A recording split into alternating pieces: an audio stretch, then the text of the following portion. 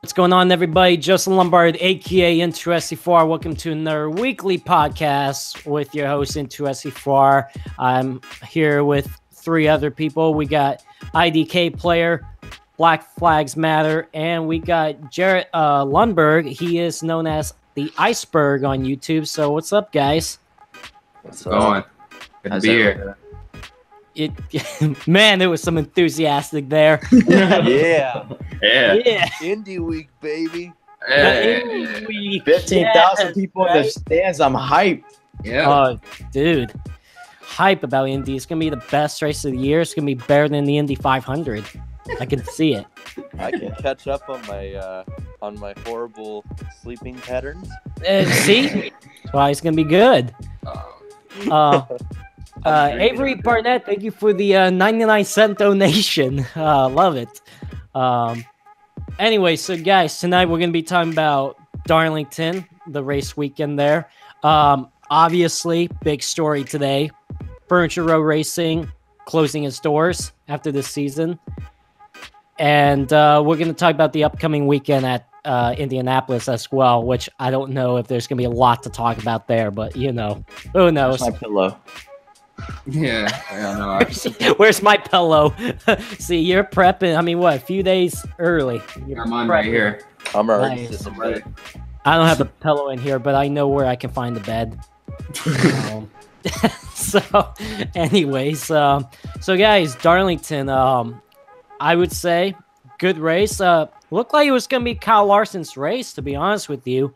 And then what? Final 50 laps. So that two team, they found something and they stole the win away. What looked to be Larson's, but Keselowski just got it done. IDK, what's your thoughts on Darlington? Mr. Ed stole another one from, person that had it. I mean, Larson, if Larson would have won that would have been such a good story. Oh, man. Larson, we need another Tony Stewart 2011. Even Darian said that. Didn't she say that? No, it's going to happen. That's what's going to happen. Oh, it's going to happen. Yeah. Even though now I want the 78 to win now. Like, I seriously want him. Like, I want Truex to win it this year now. Like, to go out with, like, Cinderella story, closing their doors with the championship. That's what I'm hoping for. Right. So that something, yeah, that'll be something for sure. But yeah, your thoughts on the overall race at Darlington. What did you think of it? I didn't hate it. I liked it. I mean, to be honest, I don't need like it to be like I'm not really stimulated where I need like passing every 5 seconds. I mean, I liked it. I mean, it's racing. It's not restrictor plate racing. We're not gonna have people bunched up. I liked it. I liked the first part of the race. It was pretty cool. Boyer totally slammed into Newman like it's NASCAR Heat 2. And that was hilarious. But, I mean, yeah. I like the race, to be honest. Probably I'll give it an 8 out of 10, my opinion, because I liked it. What about you, Darian? Yeah, I mean, the race, out of 10, I'd probably give it like a 7. I mean, everyone was like, oh, it's so packed and stuff. Well, I'm like, yeah, of course it's going to be packed. It's Darlington. It's the only race they get. It's the Southern 500 on Throwback Week. It's going to be a huge turnout, and it was the exact same as last year. So yeah, I mean, it was good to see that NASCAR could still nearly sell out these races, not like, totally sell out. It's still good that at some of these racetracks they can do that. But the overall race, I mean, Larson, he was dominant the whole race and stuff, but in the back of my head, I'm like, something's going to happen to this dude. There's going to be something that just derails this victory. And I was right. I mean, I did say that he wasn't going to get a regular season win, and I don't think he's going to win next week. So I'm right about that. I think he will turn up the heat in the playoffs at least. So, I mean, I think he's going to be the champion, but that's just my opinion. But, yeah, the overall race, I mean, it's just typical Darlington and stuff. There's really not that many lanes to pass in and stuff. And, it was basically, who has the best track position and stuff. From time to time, you saw some guys race up to the front, but not a whole lot. And, my pick, Ryan Newman, who was my pick, he was second at one point. This was his best track and stuff. I know a lot of people were griping at me for picking him and stuff. But, I mean, average finish-wise, this is his best track. He's just never won here. And Newman just getting just slamming. Wait, was it Newman? Oh no, Boyer slamming into Newman. That was just that was funny. I thought that was hilarious and stuff. And it was just a total freak accident. It was just a mistake. But yeah, overall race, probably give it a 7 out of 10. Jarrett? I thought it was pretty good for the most part. I mean, I think if you compare it to like what we just came back from after that break, with the road courses and with Bristol, I can see why some fans were complaining a little bit. I'd give it like a 6.5, 7 out of 10. It kind of reminded me more of an old school race, like an old Atlanta race in a way, where it's like you sort of saw the comers and goers. You saw some people, they'd come up with and burn their tires out and then fall back in the last half of the run.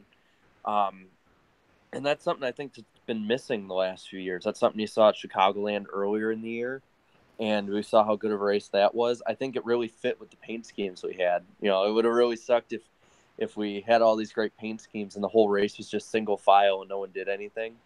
As much as I like Larson and as much as I wanted him to win, it was also really cool to see that paint scheme that Keselowski had be in victory lane again. It was also really funny seeing Rusty Wallace kind of acting like he won the race.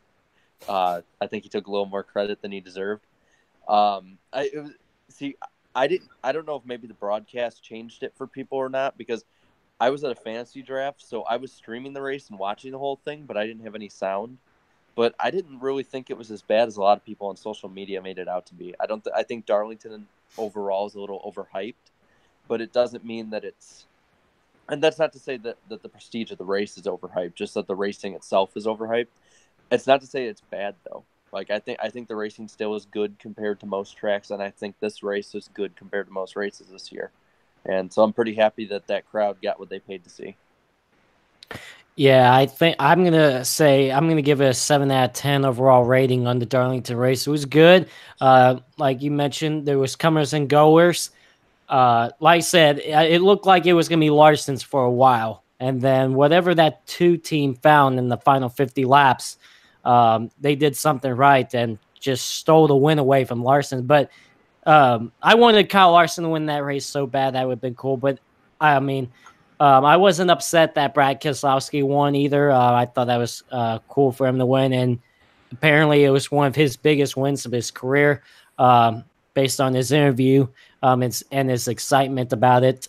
But, congrats to him, especially in the Rusty Wallace scheme. I thought that's pretty cool. But, yeah, my overall rating was a 7 out of 10 of Darlington. What about the Saturday race, the Xfinity race? Ross Chastain. Oh, man. I thought he should have won that race. He came out of Flex Seal and moved up to CGR to race in that 42 car. Immediately got the pole. Was fast at practice, then got the pole. He won the first 2 stages, and then we know what happened afterwards. The incident with him and Harvick. That sucked. So, and then, of course, Harvick's comments after the incident, too, was just I hated it. Was I never liked Harvick, but that really makes me hate him more just because of the comments like that.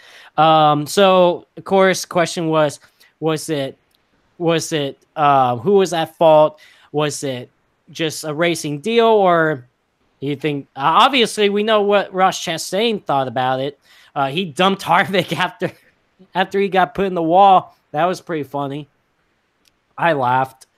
I was excited. But, again, shame for Ross Chastain. Hopefully he can get another opportunity of being in a top equipment car. Because you could put, like, even the lower equipment drivers, like low underfunded drivers, into a good car, and they could probably perform, maybe winning contention, top 5s, top 10s. And that's what we saw at Ross Chastain for sure. So, guys, the big story today, Furniture Row Racing shutting its doors after this season. A couple months ago around there were rumors going around that they may not have a team for next season. And then, of course, sponsorship and money problems. IDK, your thoughts on this news today?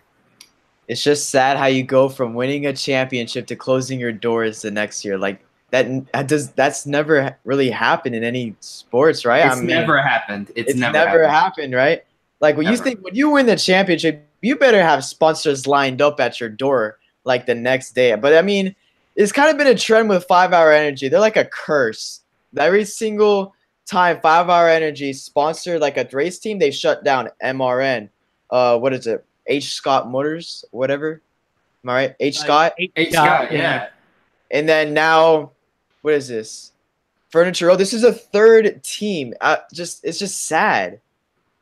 I'm speechless. I'm still speechless. There's nothing really to say. Just shocked. I don't know why I should be shocked because we kind of saw this coming. Just shocked. Darian?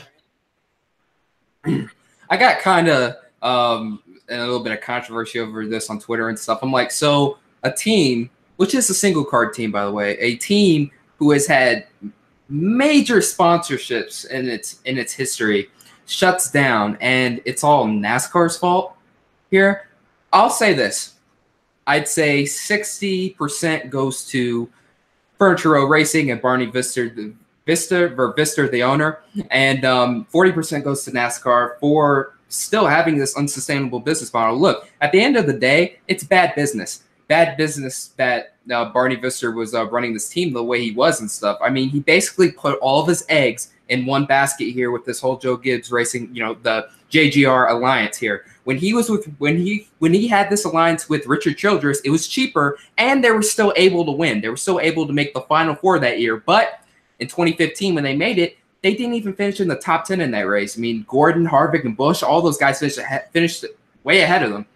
So Barney, he realized, you know what? I'm not going to get anywhere. I think I've reached my ceiling with this alliance. Let me try something else. Let's try this Joe Gibbs Toyota alliance and see what happens with it. So basically, he was putting all of his eggs in one basket in 2016. He saw what happened. They didn't make the Final Four in 2016. I'm just ridiculous how this playoff system is. They didn't make it there, but they were winning races. They were running up front. 2017, it finally happens. They win the championship and stuff. So this is the one case that at least I can think of where you put all of your eggs in one basket and it actually worked. You win a title. But unfortunately, the only way that this is going to continue is if you have the sponsors. And unfortunately, our 5-Hour Energy and him could not reach an agreement on something or whatever. I mean, obviously, them leaving was going to take away some money that was going towards that paying for that alliance, because someone's got to pay for this alliance. I mean, Joe Gibbs, they're not just giving them free stuff. All right, you got to pay for it. And unfortunately, there was this big bubble, and today the bubble just burst. Now, on NASCAR's side, it is their fault as well, too, to a certain extent. Not all of their fault, though. I'm not going to put the total 100% of the blame on NASCAR here. We do right now have an unsustainable business model where spending is crazy and stuff. I've heard some suggestions in some videos today. We need a cap space, and also I'm a huge advocate for teams getting a bigger percentage of that TV ad revenue, that TV revenue that comes in from Fox and NBC. So I mean, something's got to change. There was rumors that Jim France was he went all the way to Australia, and some other hierarchies in NASCAR's that are running NASCAR, they went all the way to Australia to go check out what's the Australian series again? V8 cars? Yeah, V8. Yeah, to go check out their business model. So I mean, they obviously see something they like over there. They're gonna check it out over there as well, and and you can also blame the charter system to a certain extent as well for this. But this has never happened before, at least that I'm aware of in any sports. I know for sure it's never happened in NASCAR. And I mean, hopefully all those guys, hopefully all those employees and stuff can find jobs real soon. Jarrett? I think they covered a lot of it, but I mean, you see, me and Darian both quote tweeted this today. It was an old tweet, like 5 years old or so, Marty Smith put out. And it was that Kurt Busch was saying that Furniture Row had the opportunity before to get other sponsors on the car, but he always wanted Furniture Row in some way to be seen if the car won, right? So the majority of the blame for this has to go to Barney Visser, unless he announces there was some other reason, personal reason, whatnot. I don't think they've made an official press conference or whatnot. Maybe I could be wrong, but I think a big part of it is he ran the business part of it bad. He, like Darian said, he put all his eggs in one basket. He had no out plan for if it didn't work. So when all the sponsorships dropped out, he really didn't have any money to put in it. And it doesn't matter if it's NASCAR or, if you're running a restaurant, even a gas station, doesn't matter. You make poor business decisions. Sooner or later, it's going to catch up with you. And today, I think it caught up with them. I think over time it accumulated. I think also that NASCAR has an unsustainable business model. I mean, I saw, I think on Reddit, I saw that for a truck series, for a set of tires in the truck series, it costs $2,200. The last place driver gets like $8,000, right? That's not enough to even buy tires for the next race. And you see that in Cup, it's the same way. You just get exponentially more. Like Dale Jr. said for somebody to be on his team, they'd have to bring $5 million worth of sponsorship. The full season is like, $20 to $30 million. And if they don't get this TV revenue, the teams are just bleeding money at this point. There needs to be a change. NASCAR is still stuck. I've said this on our podcast before, and I'll say it again. NASCAR is still stuck in 2004. They're stuck using old business models that worked 15 years ago and are too afraid to change or try something new. So I'd say NASCAR is definitely a big part to blame. The charter system, anything Rob Kaufman has been involved in this sport has failed. I don't get why anyone trusts him anymore to run anything in the sport. For people who don't know, he was part of what ran MWR into the ground. He was in that whole Boyer, spin gate. So that's also to blame, but I'd say the majority of the blame again has to go to Barney Visser and the team for just bad business decisions.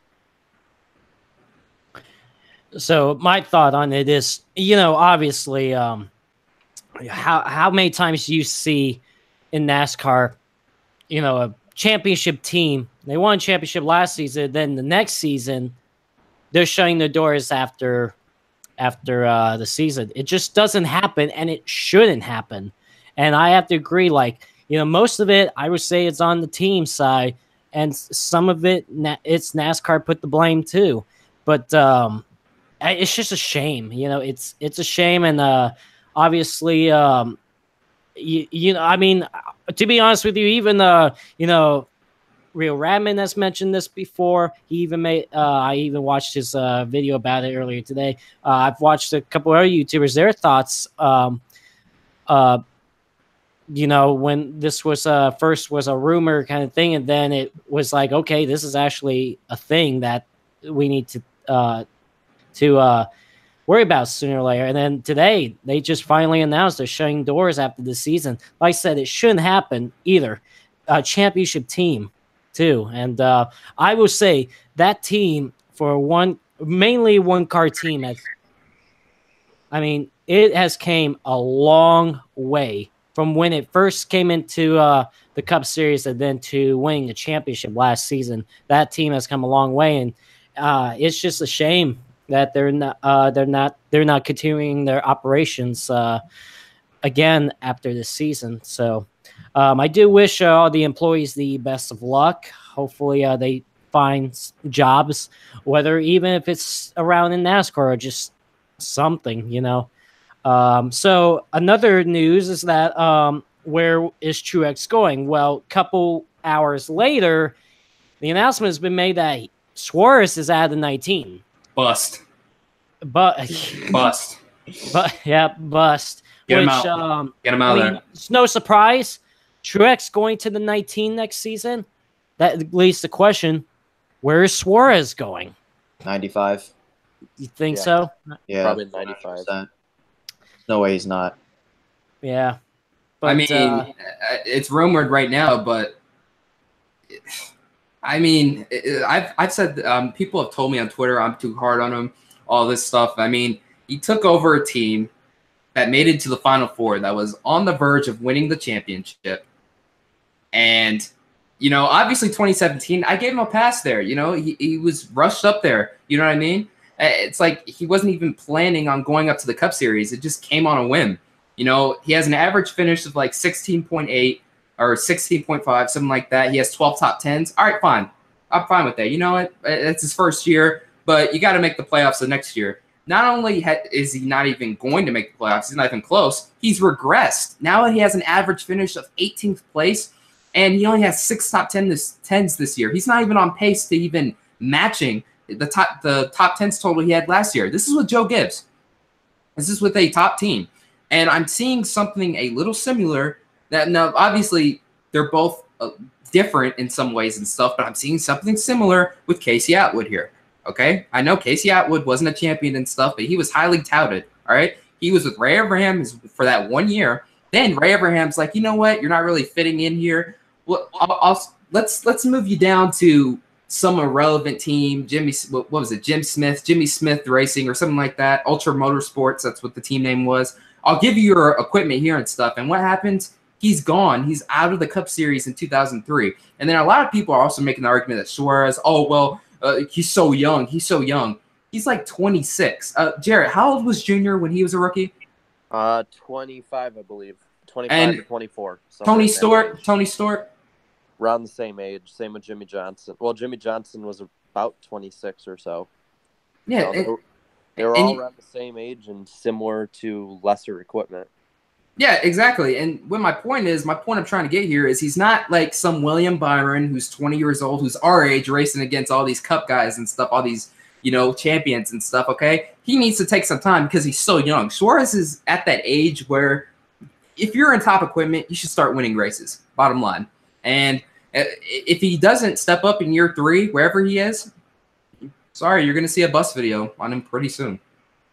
I have to say one thing real quick. I wouldn't say he's not in the playoffs yet because you already know the win and you're in situation. He finished 7th last year at the Brickyard. So he's going to win. If he wins, that was a race. We're going to come back to this stream and we're just going to replay it one more time. Okay, we can replay it. I know it's not going to happen, but yeah. Don't say never. You never know. Is there rain in the area? Oh, there is. Oh, so he might accidentally get in. That's like that. Yeah. Just how he won his championship. It was a total accident. Okay. I live in Northern Illinois, generally the same geological or geographical, whichever one it is, area of the country, right? Yeah. There's like this tropical storm that's come up like through the country, and now is like the rain from it. Hit us Monday. Yeah, the rain from it now is coming over this week and weekend. So it is not out of the question that there could be a rainout. Now, the problem there is, you know, a rainout victory. I mean, Joey Logano's first one was a rainout victory. He ran 20th all day and lucked into it. Now, does that sort of mend a few of the wounds with some fans with Suarez's performance? Or at the same time, do people sort of discount it? You know, I guess that's where I come from with this. It's like, he'll be there, but what's he really going to do? You know, it's such a mediocre standard to get into the playoffs at this point. It's easy.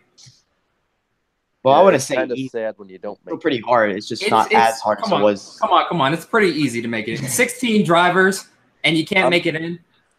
It depends what team you have, though. It really depends on what team you have. If we had had this system, granted, they would have raced different. If we had this system in 2004, guys like Bobby Labonte and Kevin Harvick would have been on, and Michael Waltrip could have made it. They were terrible in 04. That's how bad this playoff system is. They were terrible. Yeah. Like, I'm not saying, like, oh, it's the easiest thing in the world and stuff like that, but compared to other Chase playoff systems, it's pretty easy. 16 yeah, I mean, I'd say the only one that probably is easier to make it into the playoffs than any other sport would I'd probably have to be the NBA, because you can have teams that are below 500. It's very rare for a team to be below 500 in the NFL and make it, and if they do make it, they're bounced right away. And the MLB, you have to be good to make the playoffs there. Like there's no way a bad team can make it. That NASCAR had this with the top 10 and even the top 12. But what they have now with this win and you're in, I mean, that's what you get. Chris Buschers that make it into the playoffs. And Austin Dillon's. Well, granted, he still has some time and stuff, but he's 18th in just regular points. right now. So Yeah. I mean, Alex Bowman and Jimmy Johnson, with as bad a seasons as they're having, are firmly in the playoffs right now. And that just sort of speaks to how people said that the old Winston Cup format celebrated mediocrity. No, that celebrated consistency. This celebrates mediocrity to make it. Yeah, I agree. I'm just saying, just don't be surprised if he wins. I'm 100%. I'm serious. I mean, what I'm we not saw joking. last year, how many people picked Casey Kane to win last year at Indy? Exactly. Seriously. Just wait He for lucked one out bad because wreck. he missed all the honestly all the bullshit in that race. Stay away from the It wasn't wrecks. just bullshit. It was the wreck happened in Good turn strategy, yeah. No, it was the wreck happened in turn 1, and they waited a full 10 seconds to call the caution so they could end their race when they passed the overtime line. Yeah, I know. didn't have the field like wreck, and that's how he got it was a a race of attrition. Yeah. Yeah, that's how Suarez finished 7th. So half the field wrecks, and Suarez finishes 7th. Come on, you should have won that race in that equipment. With that logic. Yeah. Hey, you still never know. I'm serious. I do kind of find it funny having Darian be the one to question a questionable pick for a win. Yeah, Come on. remember Chase Elliott at Watkins Glen? Who would have thought that would happen? Yeah, but you have to. did At least happen. I have stats. I have stuff to back it up. It did happen though. Ryan I Newman, know. that's his best. Somehow. I mean, Ryan Newman, that was his best track. So there was something back there. Suarez, he finished 7th once. And a Newman wreck had best The only race. thing back there was Boyer's car and his back end of the car. But before That was then, back there. Newman had a decent run. He was second. He was second at one point. Yeah, but like he was hanging around just barely outside top 5. I'd say 6th, 7th around there. He was doing all right. So, but then Boyer just high up. Yeah. Although I think Boyer was more frustrated with the lap cars than Newman himself. One in particular. Yeah. Let me put in a vote to just ban Derek Cope from just racing. He can own the team, but just ban him. Like, what is he doing? One point in the race, Truex trying to pass him and Derek Cope blocked. What are you doing? Like, he's just a meme. He's just this bad meme. Basically. Okay, you want to hear how much of a meme he was? Literally, not even us. Our comment section on our podcast got into his Wikipedia page. Yeah, and basically said he's became a meme on the...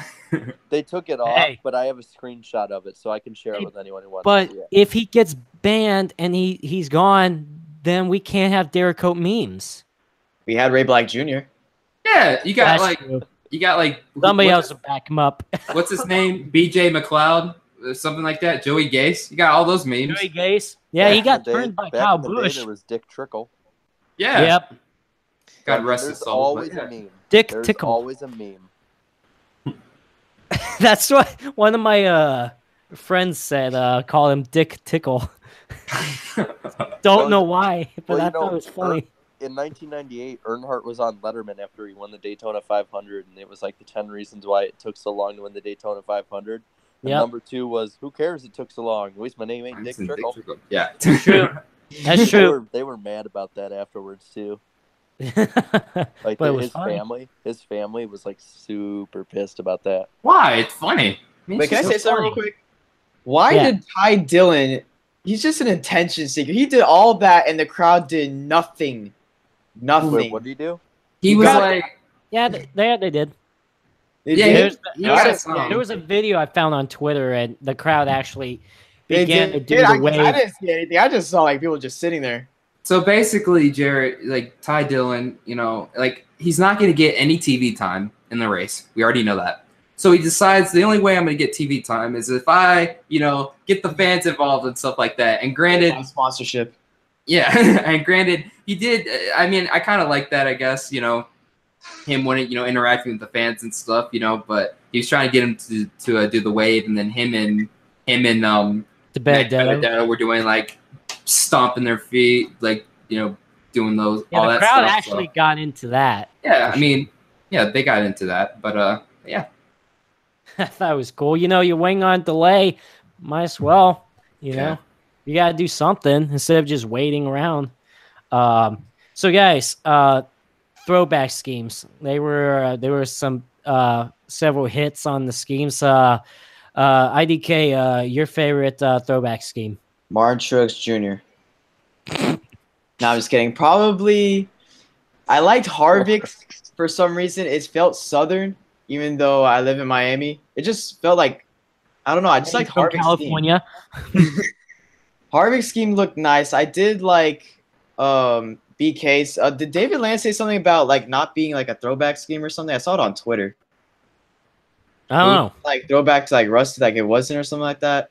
I don't know. I saw something like that. I liked Brad's. I liked all the throwback schemes this year. Even Jimmy Johnson. No, I'm just kidding. That wasn't a throwback. But I liked everyone's probably except for Ross Chastain, Martin Truex Jr., and Jimmy Johnson, because that was a throwback. They could have gone back to his championship one back in like what, 2000, any of the years, 2008, 6, 2009, 7, 8, 9, 10, 6, 7, 13.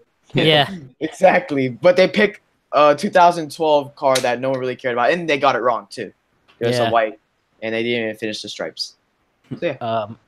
Darian, your favorite? Derek Copes, man. I like that. I honestly, I didn't even know that scheme existed. I mean, it was perfect with the sponsor and stuff, but I mean, ultimately, that scheme just annoyed everyone on the racetrack, including Clint Boyer. Like, and then Truex, I guess you could say, because he was trying to block him or something like that. But yeah, I don't know. It's just me. I like Derek Copes and stuff. And also, I wanted to mention Bubba's. Like, I had him in my top 3 worst because, I mean, I felt like they could have done like an Adam Petty throwback, you know? I mean, they always do the typical 43 Richard Petty stuff. Like, try something different. And, I mean, then, like, it was discovered, I mean, they took the rest of the blue paint off or whatever. They unwrapped it. And it was a throwback to his 72 car. So I like that better. So, Jarrett? I'd have to say, even though it pains the Dale Jr. fan in me to say this, that Kyle Busch's was my favorite. That's a good one. From the get-go with the announcement, just everything they did with that scheme, from the announcement to showing it, everything about that scheme was great. I think that's what the M&M scheme should be. I think that they should throw it back for the entirety of next year with that scheme. You know, and some people disagree. Some people think it's overhyped, but I really don't. I think it's that perfect middle ground between being really artistically good, but also simple at the same time.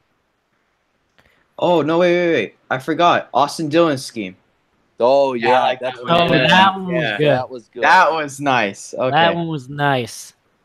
He was driving like such a bum. Yeah, I know. Yeah, but it's still a nice car, though. That's the product of stage racing. Yeah, that's true. much. That's the part of stage racing people don't want you to think about is the part where everyone drives like an idiot to stay on the lead lap or to get a spot. Yeah, and he's already locked into the playoffs. So it's like, why? What are you doing? Yeah, what are you doing? And that's another problem that the playoffs and stage racing bring up is that hard racing now is questioned. I know I'm getting off on it a little bit on that, but it's like that I put a video up like 2 or 3 weeks ago, maybe it was a week ago on Twitter, of Darrell Waltrip and Jeff Hammond back in 2004 talking about like the changes and talking about gimmick racing, and every time they make a change, 2 or 3 things come up that they don't expect. Here we are almost 15 years later from that clip with the same problems. Yeah. 2 or 3 things come up that they don't expect. Yeah. And they try and fix that and more stuff. It's like when you have those cartoons and they're trying to put a finger in the hole of the boat, and then another hole comes and they keep trying to plug the holes of the boat where the water's coming in. They're never going to get it. No. My favorite throwback scheme, you cannot go wrong, especially for me being a Gordon fan, is the Rainbow Warrior. I love that car. Every time I see the rainbow car on the track, I think Gordon is in that car. I just love it, and it's just a good car. You can't miss it. It's so easy to spot. So the Rainbow Warrior was my favorite, but there was like good throwbacks, like Austin Dillon's throwback to Dale Sr., Joey Logano's Steve Park, Kyle Busch's Ernie Irvin. Brad Keselowski's Rusty Wallace car. I mean, there was some really good throwbacks this year. And next season, they announced it today, 1990 through 94 throwbacks next year for Darlington. That means some teams are probably going to do schemes from like 2 years ago. Yeah, probably. Like half the teams are like, oh, we have to stringently be doing this, and the other half are like, screw this, we're doing what we want. Just drive the same car next year. Keep it at the shop, bring it back for next year. Kyle Busch can do that, and I'd be fine. I love that. The what? Scheme. If he runs the same scheme next year, I'd be fine with that. I'd be fine. I love that scheme. Yep. So 90 to 94. What would you do for the 24? What would you do for the 3? Well, you could do a few schemes for the 3 car. Hey, for the 24, do a throwback to Dale Earnhardt. Oh my gosh, that would be so hilarious. That'd be hilarious. That'll be a good meme, but it'll be awesome. Yeah. Oh, that. Hey, NASCAR can throw a curveball. Race teams can throw a curveball. You never know. Right. At this point in this sport, you just never know. So, guys, NASCAR Heat 3 coming out Friday. Yes! I'm so hyped. I already have it. Yeah, Sorry. I know. Sorry. But Is it better than the last 2? I think that's the question a lot of people are asking. Of course. What? Way better than... That's a question? It's way, I can tell you right now, since I've played it, way better than Heat Evolution, Heat 2, that's for sure. Well, guys, Jarrett, he's never even played them, those 2. Oh, okay. Yeah. I try not to jump onto everyone's hype train until people have actually played the game for sure. Shove up my hype train. Choo-choo. Okay, well, when you get it, you're going to enjoy it. You guys are going to enjoy career mode a lot. Okay? Oh, I'm not doing that. Why? Oh, I've never done career mode. Like, I tried it last year, and it just kept screwing me up with, like, my hot seats. I just never got into career mode. The career mode, it has a few flaws. Like, I miss the old EA Sports calendar, where it's like, I miss that. And then also, I know they can't do this because Radman explained, like, licensing. Yeah. Like, I just, like... silly season, have drivers switch cars and stuff. Let's say in the game there's an off season where I mean like Truex like to the 19 or something like that. Like we know that's gonna happen now and stuff, but if they had that in this year's game, that would be like I don't know. I think it would just be pretty cool. Have retirement. And then retirements, and then also you have maybe CPU fantasy drivers moving up and stuff. And also, I've always wanted this. Like, guys from the Xfinity series taking over rides. Guys from the Truck series. Not all, but some going to the Xfinity series and stuff. You can't do that, unfortunately, because of never going to happen. Yeah, and I know. It's never going to happen. But, I mean, that's just a dream of mine. That'd be so cool. And then also, stats. Please go back and keep stats. from like stats. Hey, we have badges this year. Apparently, we're having badges. Do they have stats in the game, Joseph? For career mode, yes. But like not like for other drivers, they don't keep track of their stats, like career stats. Only yourself, which I would like if they did other drivers too. Hey, they expanded their license to 2029, and they still would love feedback. They still would love feedback from people. So, but they told me when I was there last week that they don't like to try to rush too many things each game and stuff. They like add a few things for Heat 3, then they can add a few more things for next year's game, and then a few more things for next year. They're not trying to put too much in, try to rush everything. Then they'll run out of ideas a few years later. They want to like progressively keep adding stuff until their license ends in 2029. NASCAR Thunder 2004 is still GOAT all day. Oh yeah, Thunder 2004 for EA game, that was good. Yeah, I'm so grateful I was alive to play that game. Like when it first came out and stuff, you know what I mean? Like I was still playing it. I just finished up my career mode in that game. I remember when it first came out and stuff, and just playing it as like a right. It's like wow, like this is awesome. You know, I don't know. That's just a golden age of like NASCAR games and stuff that hopefully we can return to. But if you never played NASCAR Thunder 2004, get yourself a PS2. And also Japan, they stopped they shut down all of their repair shops for their PS2s and stuff. So get them while you can and play the game at least once and stuff, and you'll see what I'm talking about. Or Xbox, either way, it doesn't matter what console it's on. It's fun. Right. Yeah. What? I was Go. gonna ask a question. For Heat 3, do you remember in I believe it was NASCAR 09, 08, and 07? That's what I remember. You know how you can make custom chases where you can pretty much make whoever's allowed in the chase. I'm doubting that's gonna be in this year. What is it? Actually, that was funny because because I gave him a few suggestions. What they can do in later games. Make your own custom playoffs. I say at whatever drivers you want. Try to have stats for the other drivers too. I that one I did not mention, but obviously they're still always trying to look for some feedback, and and it seems like they do their best to care a lot about people's feedback, which is what I like about them. But they have said to me that they're not trying to put in too many things in one game because they got 11 more years in them. They could just slowly progress each year.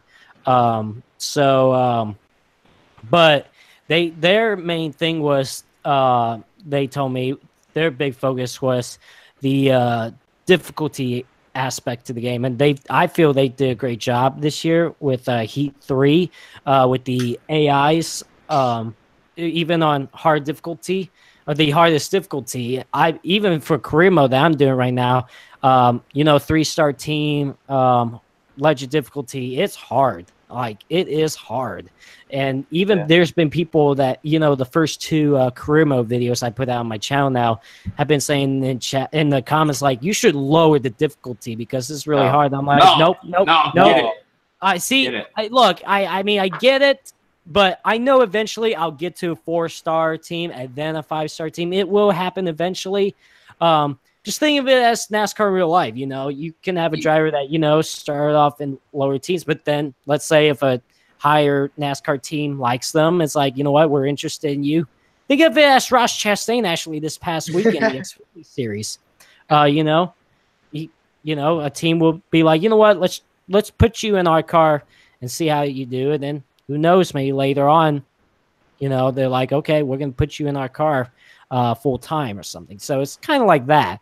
No, I want to keep it on legend difficulty, obviously, and work for that 4-star team, that 5-star team, and then move into the other series as well. But career mode, it is difficult, but I do love challenges, and it is fun that way. You have to earn it basically, even with the AIs, even whether in quick races or championship mode, it seems like you have to earn it more. It's not like you're going from the back of the field, because I did an auto club race on highest difficulty, just a quick race. And I went from last to only 26 in about 6 or 7 laps. So it's not like you saw in Heat Evolution, Heat 2, where you put on the highest difficulty and you're just flying through the field. And then once I got up to around 27, 26, the field I kind of stalled out because the field was spreading out. So it takes you a little longer to get up to the field, which I like. I like the difficulty aspect they provided for this year's game. It just makes it fun, makes it challenging, and makes you really have to earn it, and makes you have to think of strategy now. So you guys would like it, trust me. The Pro Series is going to be and also, Pro Series, it's going to be nice. It's going to be awesome. It's going to be full of strategy and stuff, and also no gimmicks, unlike real NASCAR. And also the spectator mode. I can't wait. It's going to definitely, enhance the way we present this league as well. So first race is supposed to be November 30th. So and also, you guys, fans, you can sponsor the race too. And to find out more, go look up the NASCAR YouTube Pro Series Twitter and look on at their tweets for details. Wait, hold on, Derek. Can we talk about that? Oh, sorry. Well, we're also going to be doing a tomorrow night an announcement. We have Caleb on. He's helping, get this sorted together too. He was the one who helped make the website. So we're gonna have some announcements about it also tomorrow night. But yeah, there's the website. I think I think it's in the description of the Twitter for the YouTube Pro Series, if I'm not mistaken. If not, yeah, it should be pretty easy to find. One of us will probably put it in a tweet tonight, but yeah. And also, it's $12 to sponsor a race. It's $12, and we'll like put your social, like your YouTube channel, social media, whatever. As long as the name's appropriate. If it's not, then we're just not gonna accept your offer or anything like that. But yeah, so it's $12 to sponsor a race, and I'm gonna sponsor one. I know Danny is he's gonna sponsor one as well. What if racing? I think he sponsored the move of like the race thing. We're gonna plug in, and also someone already sponsored the white flag lap presented by so and so. So we're definitely getting some traction with this. Can I say something real quick? Wait, hold on. Darren, after this stream, can we talk about that actually real quick? 'Cause I totally missed it because I snoozed. Yeah, sure. Okay, and also, is servers for Heat 3 up for multiplayer? Because apparently they added new stuff for multiplayer. No. No, not yet. Not till release day. Because but what?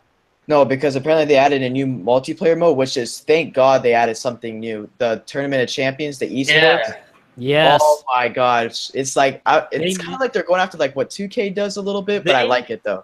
They mentioned that to me last week too. Like they told me all these features that they were going to announce. They told me when these announcements was going to release too, and they told me about that too. I'm just like, oh, like, oh my God. Nice. I watched the video. That was great. Apparently, there's badges now and like cash prizes to go to Homestead. Yeah, that's my last video, like everything. I told them. Like, I told them I'm gonna be working for that. I'm gonna working try for that too. I'm gonna go for it. So what exactly? Can someone explain the whole tournament concept? And I stuff? got it. Like, what do you do? All right, so pretty much, correct me if I'm wrong, Joseph. I'm just going by what they said in the dev diary. Yeah. And what I said on my video. So pretty much, it's pretty much you have from Monday from 12:01 to Friday night to do a qualifying lap at a certain track, and then I believe it's the highest qualifiers. Pretty much what they do is they move on to Saturday and Sunday. Is it a race or is it another qualifying? From my understanding, it's a race. From my understanding. Yeah, because that's what I think it is too. And pretty much whoever wins every single week, apparently they fly some of them out to Homestead, because that's what I also read and they said in the dev diary too. Yeah, so that's cool. That's cool. And see that again, that just shows that they're trying to care about the fans. They whether it's feedback or like giveaways or doing something involving the fans, it's pretty cool. So shout out to 704 Games for that. It's exciting stuff. They mentioned the online features today. Wait. There's also a lot more. Apparently, you get badges, and they said there's a $500,000 cash prize and a $10,000 cash prize. Yeah. So yeah, that's crazy. Like 10,000 if you win the championship, and 500,000 if you, I believe it's you guess the exact time the Homestead Miami race will finish. If you guess the exact time, apparently, like the whole race will just conclude, like start to finish. You'll get $500,000. That's crazy. Holy crap! That's crazy. I hope they have insurance on that, because I know when they did it for the No Bull Million prize or whatever, they didn't, and they had to pay the whole million. Winston did. Yeah. So, hopefully they have insurance. Yeah. I mean, I would hope so, else they wouldn't be thinking about, oh yeah, we're just gonna give away $500,000. No, but it's cool. I think it's exciting stuff. Definitely gonna try to go for it. What if you get by 1 second off? You're like, No, I don't think they would do that. They would probably do minutes and hours, most likely. I hope they at least give like a cushion. Like if you're like, what, at least 10 seconds closer. I don't know. I mean, I wouldn't give it too much. The only thing is, I know if I go, they don't have to fly me out, since I pass the racetrack every day on the way to school. So, I mean, that's great for me. But they would definitely have to fly me out. Same here. No, but I think it's cool. I'm gonna go for it, man. I think it's exciting. And like I say, you have Monday morning to Friday night. That's a lot of time. Like you can even practice like making setups and stuff and figuring out before you even attempt. So it's cool. So anyways, yeah, NASCAR Heat 3, September 7th, this Friday. It's coming. Just 2.5 days. It's getting close, guys. Oh yeah. I'll be probably playing that. I'm gonna definitely do a live stream online Friday night and maybe do Saturday night as well. It's gonna be a good time. Wait, it comes out Friday, not Thursday. It comes out well Thursday night, right? But Friday that morning, literally that Friday is when they open the servers up. Okay. That's what they told me. Friday morning at midnight. Midnight Eastern. That's when they're opening up the servers. But the game comes out on Thursday no, the game officially comes out at 12 o'clock midnight if you want to digitally download it. If certain stores download, yes. Say this. Certain stores are going to be able to, you're allowed to get it at 9 o'clock. Like GameStop, because apparently Spider-Man's coming out. Well, yeah, so on the West Coast, how they work it out here, if you can actually get the game downloaded and installed on the West Coast at 9 o'clock because it's midnight Eastern over there. Okay. So it's officially the release date over there. So, like, the West Coast can get at 9 o'clock Mountain Time, 10 o'clock Central, 11 o'clock. But, of course, that's the time to download it, obviously, to have all this stuff installed. And then they'll open the online servers at midnight Eastern. So it's cool. Again, excited for it. I'm excited. Yeah, I'm excited to do it. I mean, I've done all the other stuff, but I'm like, I want to get into the online. Really do. So I know I was just saying about not getting on hype trains, but I just like that the whole NASCAR community seems to be so excited for this game. And it's like, it's really the first time since Technics took over that there's been this much excitement for a NASCAR game across the whole fandom. And it's like, based on what you guys have said, like this one might actually deliver this time on the excitement. Yeah. Well, it's, I think the excitement also includes, because, there's another series, dirt racing now. So that's brought up some, but, like I said, I'm interested what the online is going to be like. Spectator mode, that's going to be cool. It's just new stuff. I like new stuff. I don't like the same old stuff that basically, what was it? Like almost NASCAR Inside Line 14 and 15 was kind of about the same. Yeah, no, it was the same. It was the same. It was the same. It was just, I like how 704 games, they're trying new stuff each year, and who knows what the game can look like next year or like 3 or 4 years from now, or even their final game ever. So there's still a lot they said they want to do, but like I said, they don't want to add too much into one game, and then oh man, you're running out of ideas for each game and stuff. Then they'll all of a sudden be the same for them later on in the future. So they're trying so hard not for that to happen. But anyways, Heat 3. I know I've already played it, but I'm still excited that everybody on Friday gets to have the opportunity to play as well. So, I know Jeff has it, Malad now has it, but everybody is going to get it, and it's going to be fun. I'm definitely going to do some online racing this weekend. Have a good time. Stream Saturday? I'm going to try to stream Friday and Saturday night. Okay. Because I'm going to try to do that too, Saturday night. Because I'm going to jack up on Monster Energy Friday night. Damn, I would stream, but I don't know. I don't want to get my channel taken down. My first main one. If I stream on my second one, I mean, that's a rule that YouTube has, but damn. I wish I could stream. Wait, what rule?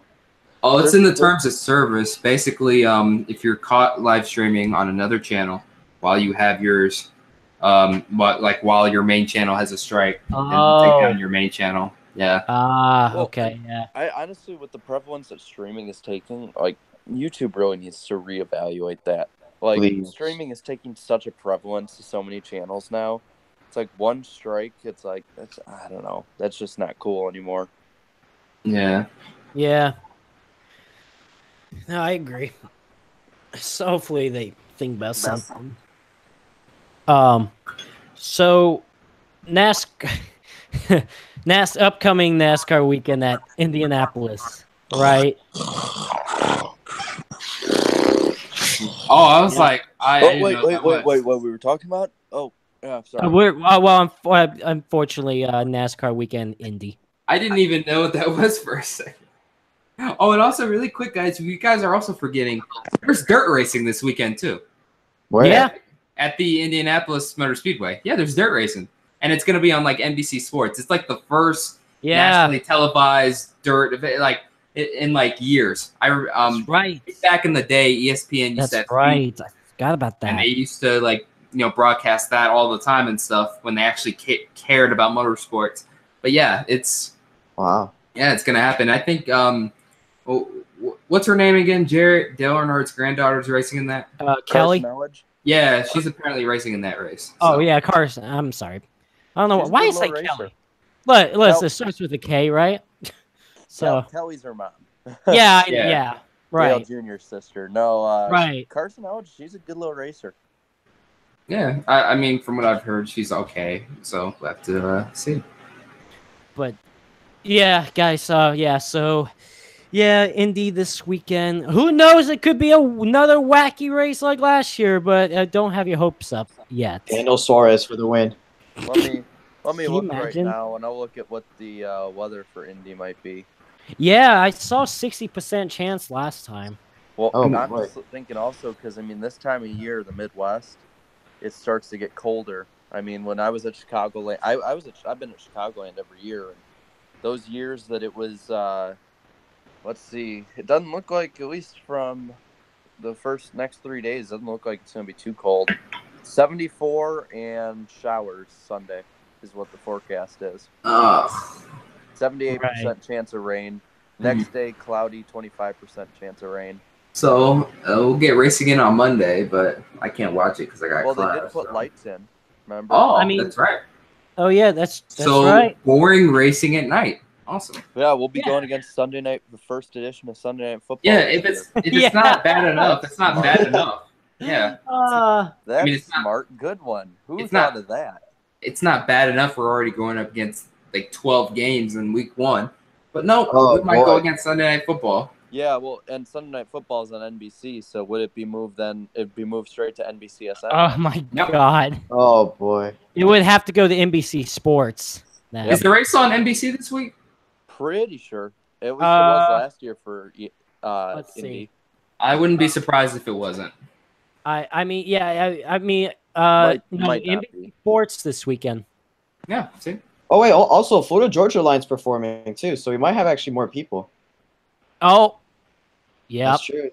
Aren't they performing during the race? I think no. Are they performing before or during the race? Because Indy 500, they always perform during the race, right? Yeah, which is stupid. I just think it's. I don't know how they can Yeah. hear. I don't know how they can hear the for music. The Brickyard 400 would definitely be more entertaining. Yeah. Oh, I'm yeah. sorry. It's like Indianapolis, historically great track, amazing for open wheel, amazing for just about any series that goes there. But NASCAR, it's awful.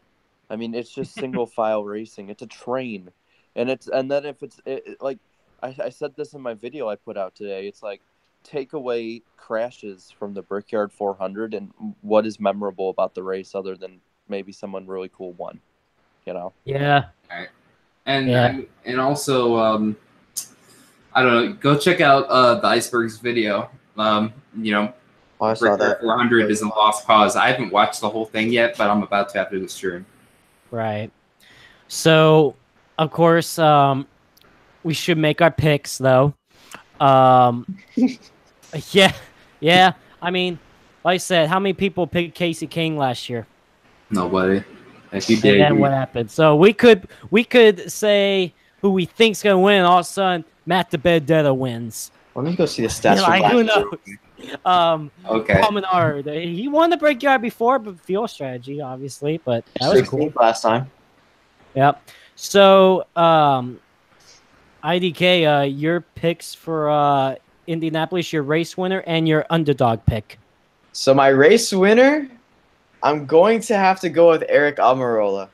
Oh, I'm going to have to go. Why? He's due, because he's due. It's like the racing gods need to bless this Cuban American with a win already. That is not rain delay. Please. He's been pretty good all year. He's been consistent. Obviously, he's surpassed Danica in every single category imaginable in that 10 car. Yeah, and also he surpassed her in likability from NASCAR fans, which he was going to anyway. But yeah, no, but it's serious. Almirola, he's due, man. It's just like a matter of time before Almirola gets that win, and I just really think it's gonna be Indy. And my underdog. You can start smiling now. You can start saying I'm a retard and all this stuff. I'm sorry, ad revenue, but pretty much I'm just gonna go with Daniel Suarez. It's just watch, just wait. There's a little bit of drizzle on fumes. Oh, race over. Oh my God, who won? Daniel Suarez makes the chase. That's fitting. He won his championship was a complete accident. If Colwitt hits, then that's Eric Jones' title. I know some of you guys in the comments probably saying, "Why are you hating on Suarez so much?" I mean, it's the truth. Come on, we all know that.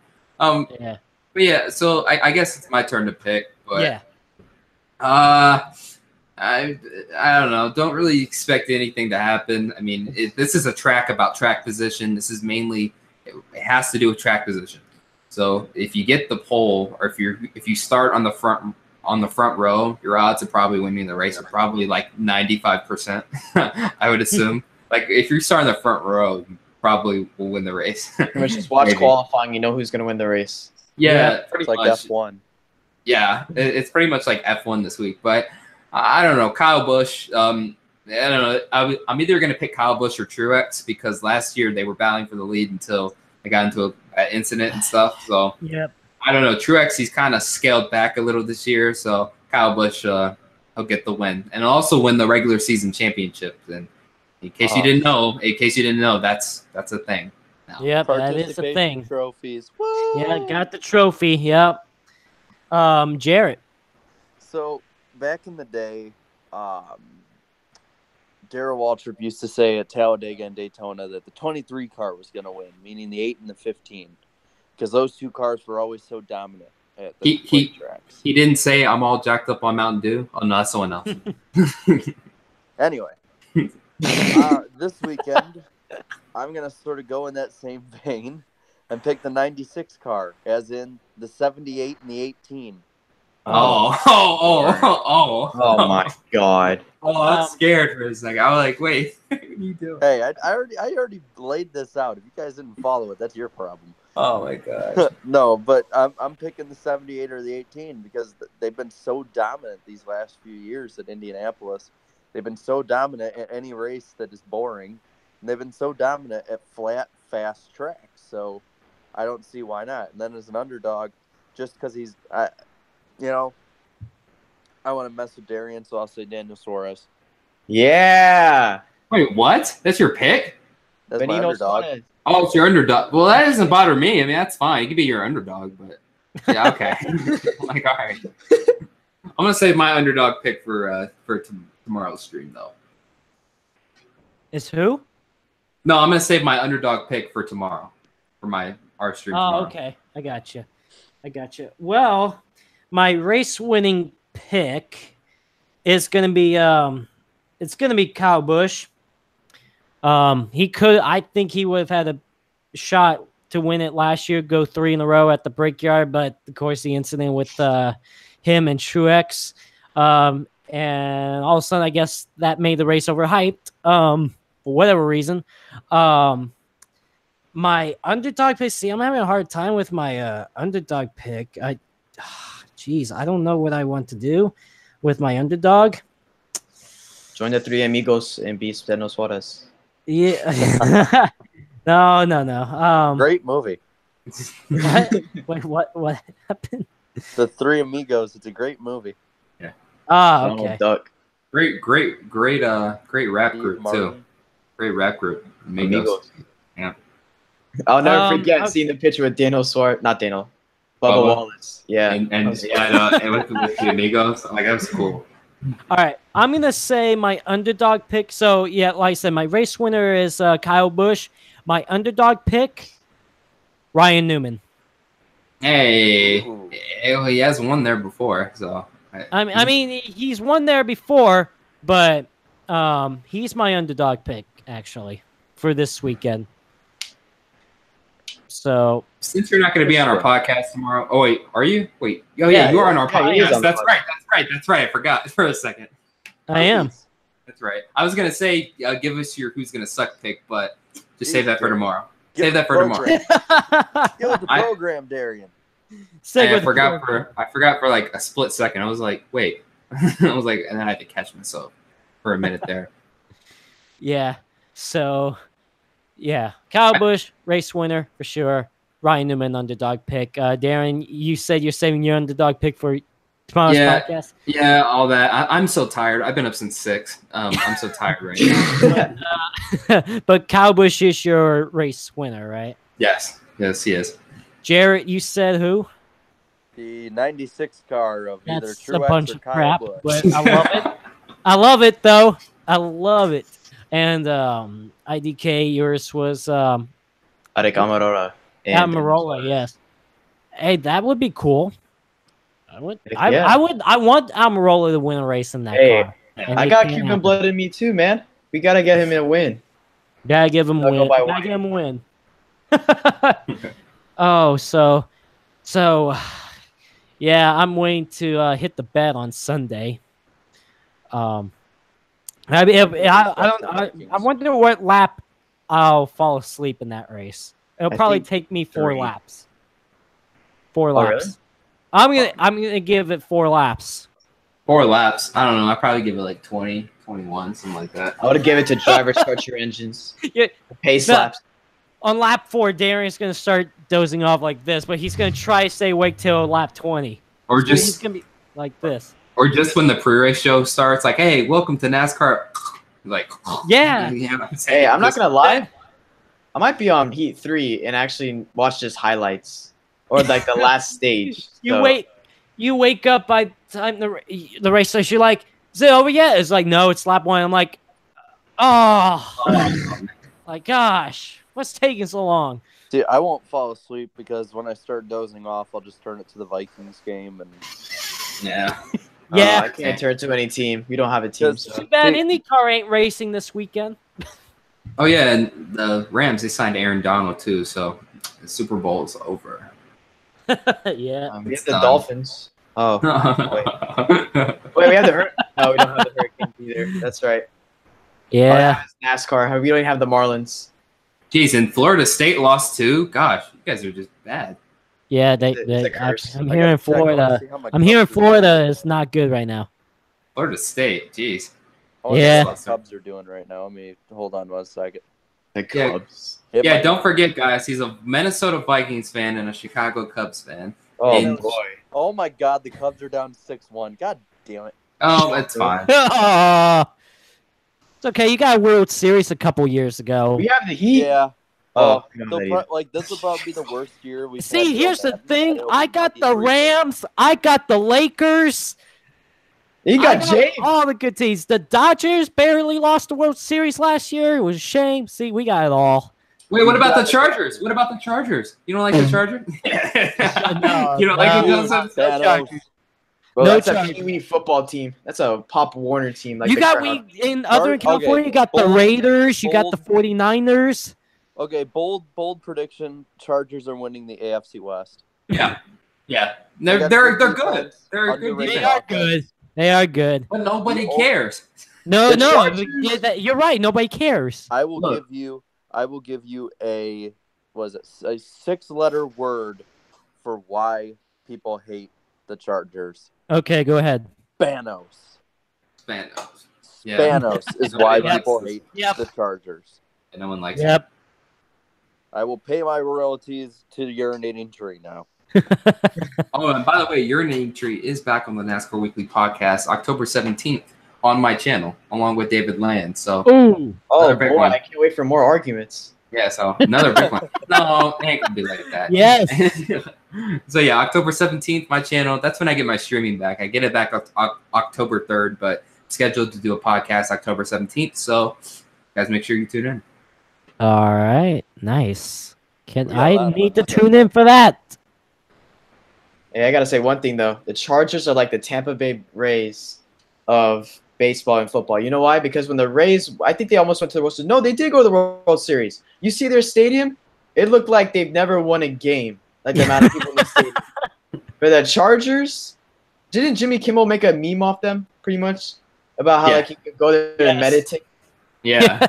Good Lord. Yeah, they couldn't even sell out a 30,000 seat soccer arena. It was like almost empty, and they covered the top section of the two.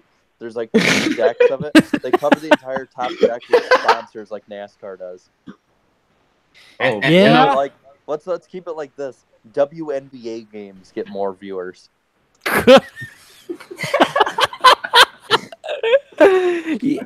You may not be wrong. I'll be honest with They you. can't even make Hey. a layup. yeah. That's true. They can't make a layup. You're right. Oh man. Hey, how's You're the Browns right. doing this year? What? Preseason record for the Browns. What was it? They beat the Eagles 5-0. 5-0. Whoa! Wow! In the Wow! preseason. What a boring game and a preseason. Seriously? What? Didn't Browns go like 4-0 in preseason last year? Then all of a sudden they didn't win any games regular. Yes. Yeah, they sold out. They sold out their preseason game. That was. Yeah, I was talking to a Brown, like I was going back and forth with the Browns fan over. I want to say it was They have Reddit that? or something. Yeah, they do. and we came to the consensus that I root for the one team in the NFL that can break your heart in worse ways than the Browns. Yeah, Vikings. Yeah. That's what they do. Because at least we make it Or the- far, and you get your hopes up with the Vikings. With the Browns, it's like, Or- well, we'll win a game eventually. With the Vikings, it's like, oh my God, we might go to the Super Bowl. We're a game away from playing at home. Hey, how about those Buffalo Bills and Tampa Bay Buccaneers? Bills. Boy, I love losing Super Bowls. Yeah. They're Yep. the only ones that lost it worse than us. Yeah. Yep. They lost Yep. 4 in a row. What's up with the Titans with their new helmet? What is that? The Blue? Titans. Ugly. I thought I saw Oh, something God. with the new helmets. Yeah, that's bad. They That's need to us. be really out here saying, "Oh, well, they're gonna make it to the Super Bowl." Sorry, Titans fans, but those helmets are terrible. The Titans are the 3rd best team in the AFC South, and they're probably still going to make the playoffs because of how bad the AFC is. Yeah. Get Dead us over there, serious. please. Why is Indianapolis in the South? That's not the South. Like they are soft, but that's not the South. Like Indiana. Yeah. Get my Yeah, they're up there. Well, Yeah. you Talking wanna hear about- this? Back in the day, it used to be 3 divisions, and they had the NFC Central with the Packers, the Vikings, the Bears, the Lions, and the Buccaneers. Yeah. Yep. One also- of these things just doesn't belong. Hey, Also- but I gotta give it to the Jaguars. They did finally fix the helmet. They finally painted the whole Back, thing instead yes. of half of it. Yeah. Is it all gold now? Or all No, it's black. Thank Okay, you. good. Now Yep, it looks good. normal. Either way, it's better than just that was just butt ugly. Who thought of that? They tried to make it into a NASCAR. Like, you know how like sometimes it's like one Well, the Brian back, France another. was right down the road. He might have just lazily, drunkily drove down or up or wherever. They said, you know what? Don't finish. It's okay. We'll save it. yeah, it's It's okay. You just gotta. We'll just do 2 colors on the helmet. It'll be Well- good, don't worry. I just want to point. I just want to point out as well. This is how interested we are in this week's race because we know it's just going to be a snooze fest. It's a race this weekend? Oh, I thought it was a bye week. Well, combination, except for the picks, when the combination we were talking about this weekend's race was about 2 minutes. Yeah, like Can you talk about Formula One for a second? Yeah, Probably maybe. more entertaining. Sure, yeah. Well, let's talk about something The else Halo boring. saved another person's life. Oh yeah, it did. That's right. Yep. Hey, IndyCar. Get on IndyCar, that. where you at? Get on that. IndyCar, where you at? That's Well, true. they're in Texas next year, or F1 will be in Texas next year. So Yeah. I mean, I got to be honest. I think it's a smart move on their part because they're going to get more attendance than NASCAR will. Yeah. Yeah. Oh, The second definitely. Texas date, like the first Texas date, that's like established. People like it, you know. It's like that second Texas date though. It's like Why is it there? yeah, it's one of those like that's one of the races I could see being taken away for like a new track being put in. Maybe bring back North Wilkesboro, Rockingham. You know. Yeah. One can dream. Southern But races so we can see the packed stands. yeah. Yeah. Some races I just see everyone just wearing white. I'm like, wow, everyone likes to wear that color. Oh, Nice. that's right. This is how delusional NASCAR was in its heyday. There was a NASCAR cafe in Las Vegas for 11 there years. was, and there was a roller coaster there. I love that roller coaster. I did, but like a NASCAR cafe on the Las Vegas Strip, like nobody's gonna go to that. Like that's why they shut it I down. had it in Pigeon Forge in Tennessee. I went by it, and I was like, oh, there's a NASCAR cafe. Wait, it's abandoned. Yeah. Yeah, I went to the one in Orlando, and that was really fun. Like they updated the I know what you're talking the about. running order. Yeah, that was really fun. Then it's like the next time we were down there, and because I went there in 2008, and then next time we're down there in 2012, it's like let's go to the NASCAR cafe, and it's like closed. I'm like, oh really? No, because they have one. They have one in Universal. It's like the NASCAR Grill or something like that. They have it, and they have like all the die casts and everything. Like it's super nice. Last time I went was 2006, but apparently they still have it in there. But they had everything. They had die casts everywhere. Like if you're like a die cast freak and you go to Orlando, you want to go to Universal, like a Magic Walk or a City Walk, and they just have like a NASCAR. I'm pretty sure the one at Universal was the one that was. Maybe it was just closed for renovation, but it was closed when I went by there in 2012. Oh really? Yeah, I mean, it's super nice though. I'm pretty sure the whole chain is gone now. Yeah, it is gone. Yep. That's sad. I mean, that just shows. I mean, I think it kind of shows how they sort of jumped the shark with all the stuff they thought they could do. You know. Yeah, but NASCAR's not the only corporation to do that. Because look what Disney tried to do. You saw what Disney tried to do, right? In Chicago and all these other places. Yeah, but Disney. I mean, they appeal. I mean, Disney appeals to like millions of people. I mean, so does NASCAR and stuff. But like, there's a certain area where NASCAR's appealing, the South and stuff. Like, you know what I mean? No, because I was talking about indoor theme parks. Disney. Okay. Disney Quest. Apparently, they're supposed to put like how like we have the theme parks in Orlando, like near me, like I'm in Miami, so it's like 4 hours. You have the ones in Disneyland, Shanghai, etc. Pretty much what they're gonna do is they're gonna have a Disney Quest. They had one in Disney Springs, the old downtown Disney. We're gonna have one in Chicago, New York, Las Vegas. They're gonna have them everywhere. And the last one to be around was the one in Disney Springs before they tore it down for the NBA experience. But they're supposed to have these everywhere, so people didn't have to fly all the way to Orlando to see Disney something. Yeah, and it failed. 100% failed. More is not always better. Yeah. Wait, hold on. What about that IndyCar schedule? I can't wait for actually some of those races though. Like, yeah, me too. I actually like the schedule. I was surprised. I thought that the whole deal with the Texas race was that Texas said if you put a race at the Circuit of Americas, then they wanted out. But turns out, I guess they came to some sort of agreement, and they're on there. So I don't know. The Circuit of Americas race. Apparently, some IndyCar fans are not excited about it. David Land. Yeah, I mean, I watch IndyCar a little bit from time to time. Like, is it that boring for IndyCar or something like that? Like, I know there's a few IndyCar fans. Can someone explain what the whole deal is with that? I don't get it. Well, I'll say one thing. To go there. Oh no! I would not. Why not? Why not? It's not meant for no.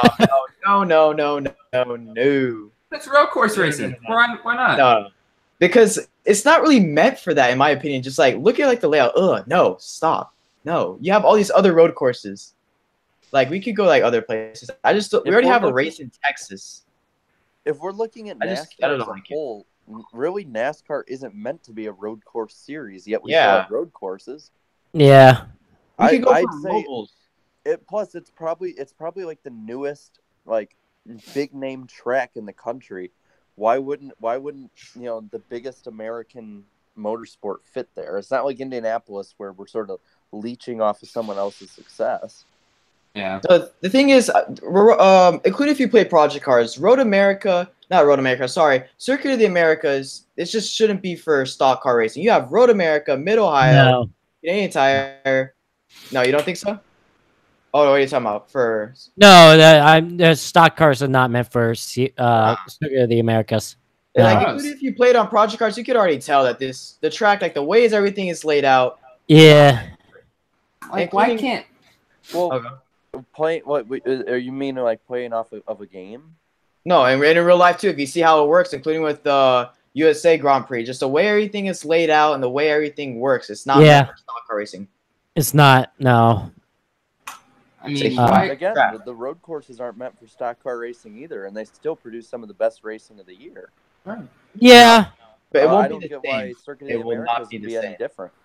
I mean, I would like Plus, to it's at a new least. facility that open. It's more open to fans than a lot of these older facilities.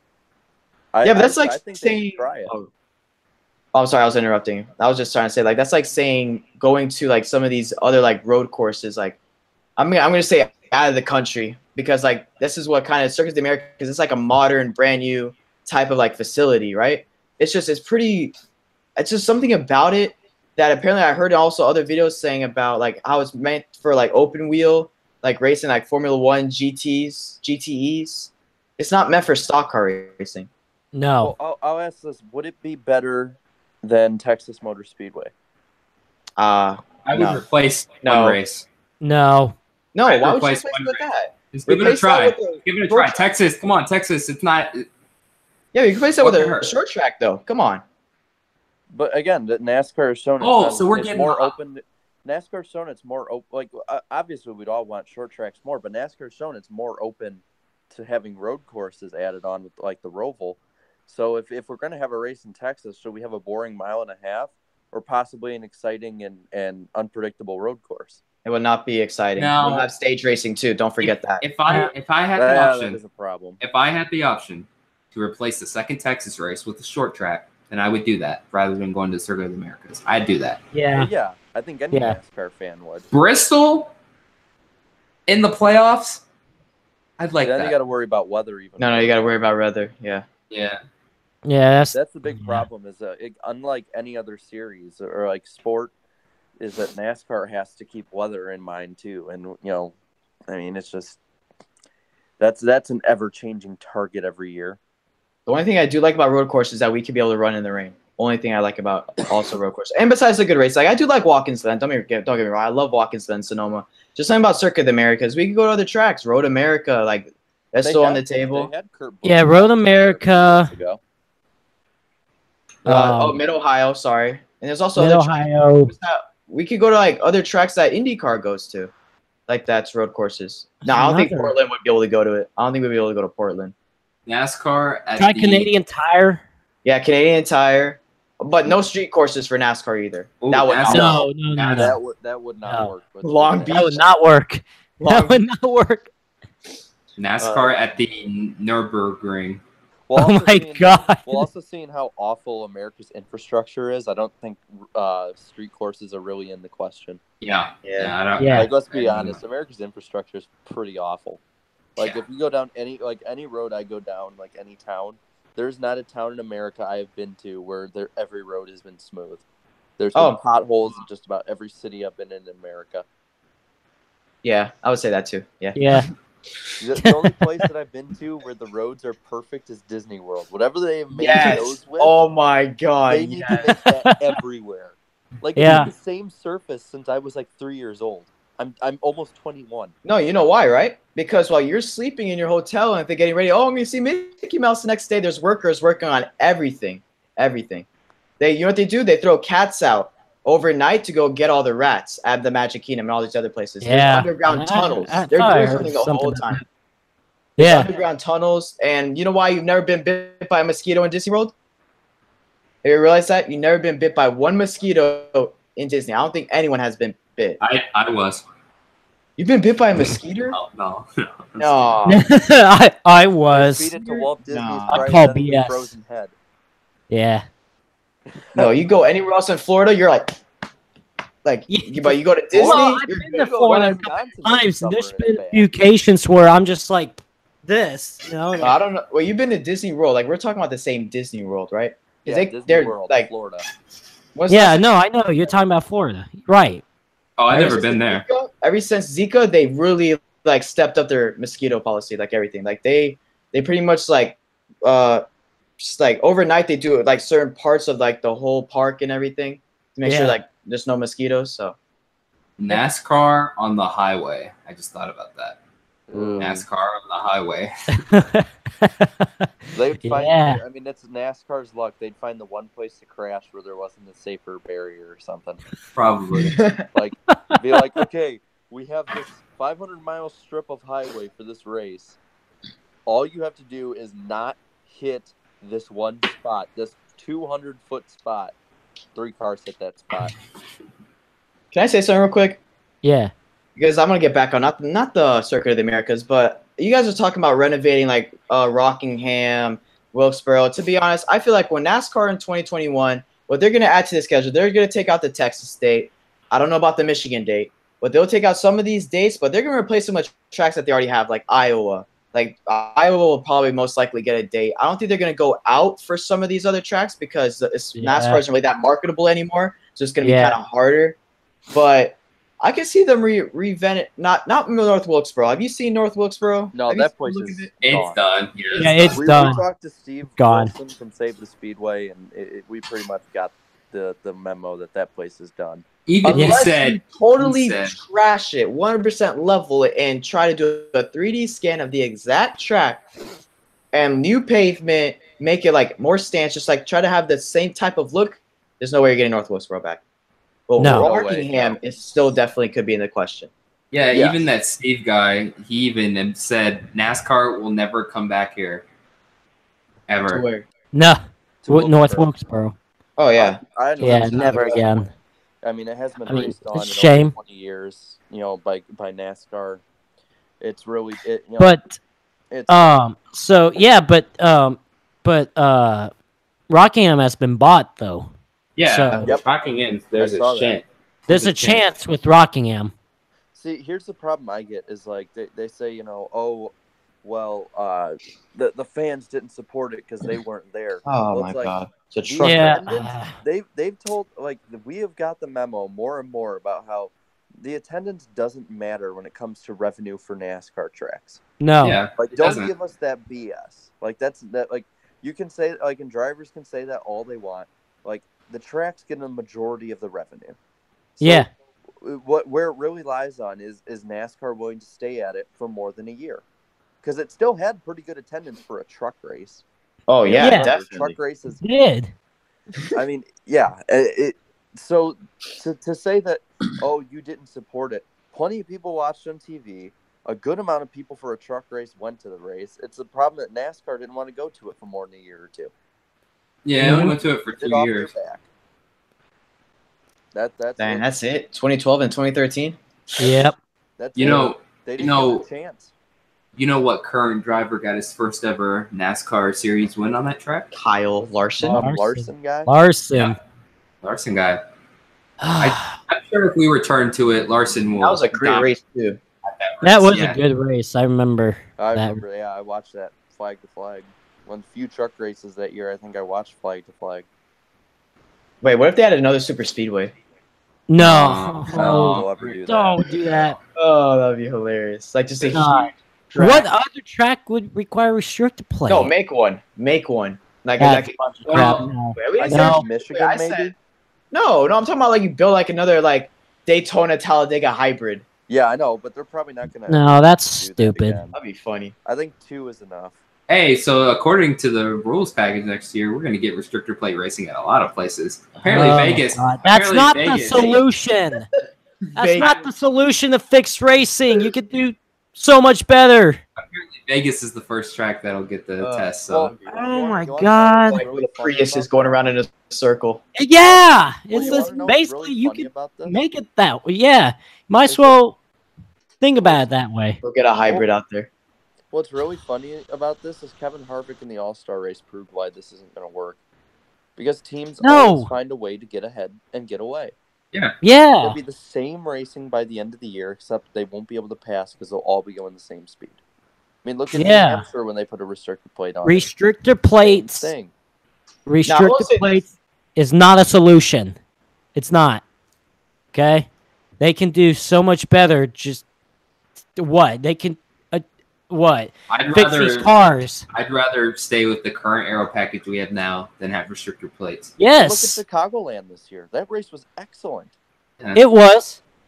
And it was the same aero package. It's just right now so many tracks have been repaved over the last 5 or 6 years that they need time to wear in. And if you don't have an aero package that is 2000s, early 2000s, 1990s, you're not going to get good racing.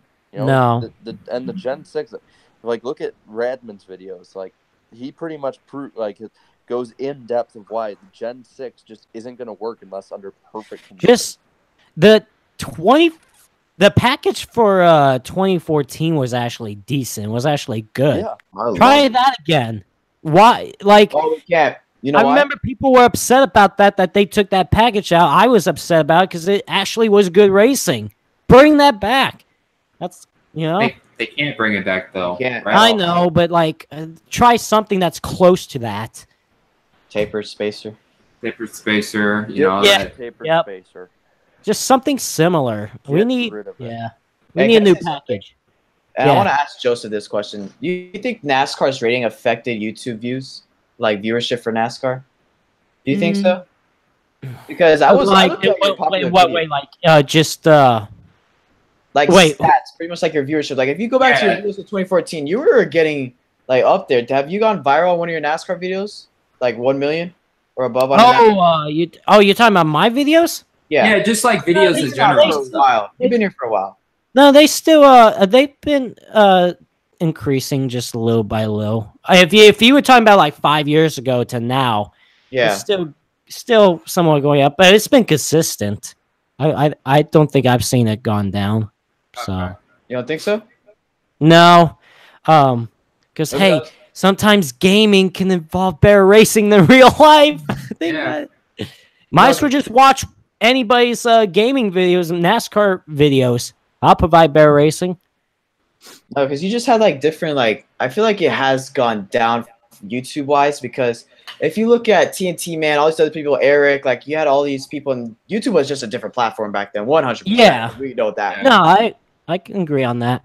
I would say I would say I don't think it's like if my viewership was going out, I don't think it's gone like a dramatic change. I can agree on that.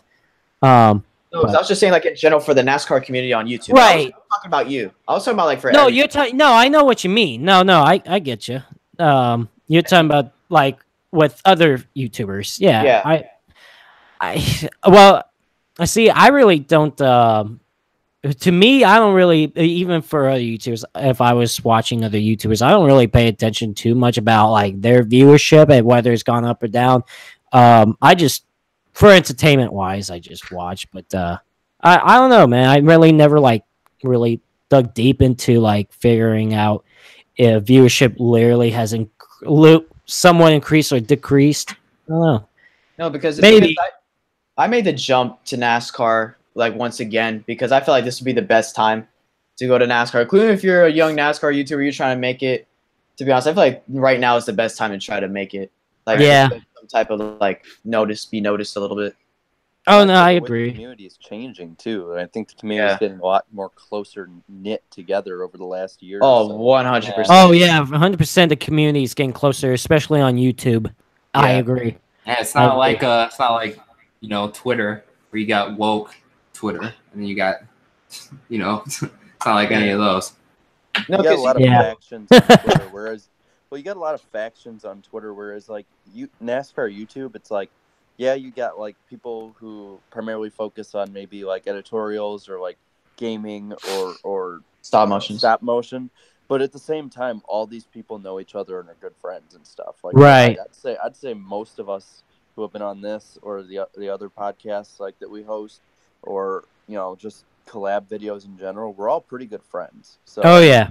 I don't think really anyone has beef either. Yeah, and everyone was all like, "Oh, Joseph versus Darian and stuff," but that was just like for fun. Well, that wasn't for a little while it was Joseph versus real Radman too, but it's like, no, guys, it's not a real beef. We joke around that way. That's us, but we in the NASCAR YouTube community the last year or two, I feel that's increased closely, I should say. It's gotten closer. Yeah, and even with like me and David Land and stuff too, that whole thing was just different opinions and stuff. Right. I mean, exactly. it's entertaining. It's just like, I guess it was just entertaining for you guys and stuff. Yeah, so. But it was just opinions. It's not like if me and Darian had different opinions, it's not like I'm gonna just like hate him for it's just that's his opinion. That's That's Even if I don't agree, then okay, I don't agree. But if that's his opinion, then that's basically what NASCAR Twitter is. If you don't agree with them, I know. I try to stay out of that crap. Yeah. I cannot get involved in that crap on Twitter. I can't keep my mouth shut on there. I just can't. Yeah, I know. I can tell. Well, it's like, if you compare like NASCAR Twitter, it's like when we had David Land on the stream and Darian and David were debating, and Eric and I would add in little things here and there, but afterwards and stuff, we probably sat on, I'd say, a half hour, 45 minutes, just shooting the breeze. Yeah, we're shooting the breeze. It's no hard feelings between any of us. We have different opinions. I mean, at the end of the day, I think all of us on YouTube pretty much understand, like, we all have sort of the same goal, same mindset. And at the end of the day, there's much more important stuff to be angry and hateful at people at. And we don't really need to be hateful, but just there's much more important stuff in the world to go after people than different opinions on NASCAR. We're just it's for fun. We're having fun with it. I'd say all of us on here are having fun right now. Oh yeah. Now, don't get me wrong. There's still the people that will get carried away, and there'll be like arguments. But I don't think really anyone has beef. Yeah, those are the people in their feelings and stuff. They say that I don't know. They put in their BS politics and the sport and stuff like that. Did you guys know mansplaining is a real thing? I didn't know that. It's not, but apparently people think it is. Yeah. Yeah. Like, people talk trash, like bubble channels and all that stuff. But I mean, that's just like. Apparently, IDK is a bubble channel, according to someone. It's a bubble channel. Nice. I don't know. Do you know what a bubble channel is, Joseph? I didn't know that. I don't know what it is. Was I about to make the chase? I don't know. Like, am I on the other side? I think that's what he meant by bubble channel. But I think he. No. Okay. I don't know. I don't fully understand it, to be honest with you. But like, I've heard it a couple of times. But like, bubble channel. Okay. Wow. But I think we're gonna end off the podcast here, guys. I'm tired. I'm so tired. Yeah, I know this podcast got to start a little bit late, but hopefully next week we'll get back to our regular time. We'll get back to Mondays. Of course, the podcast got moved to tonight because of Labor Day, so moved it to tonight. But thank you, IDK, Darian, and Jared for joining me tonight. Pleasure. Hopefully, have you guys back on real soon.